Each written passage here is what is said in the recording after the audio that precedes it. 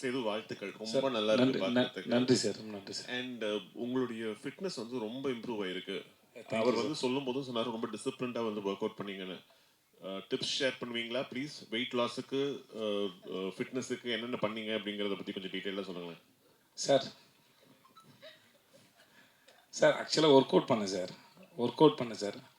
அப்புறம் ஆமாம் ஜிம் போனேன். ஆமாம் சார், யார் மேலே சார் சத்தியம் பண்ணணும்?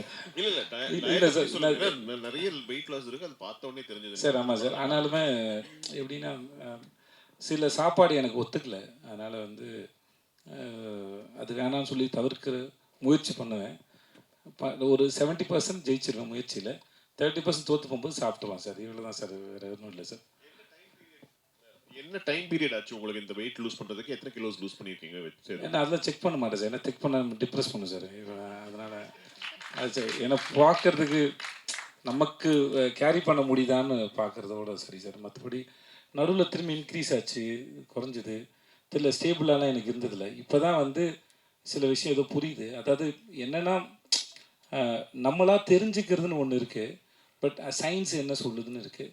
ஸோ சயின்ஸ் என்ன சொல்லுதுன்னு கேட்டு தெரிஞ்சுக்கிட்டு சில விஷயங்களை பண்ணுறேன், அவ்வளோதான். அதாவது சயின்ஸ் என்ன சொல்லுதுன்னா முதல்ல வந்து இதெல்லாம் தவிர்க்கலாம், பண்ணலாம் அப்படின்றது.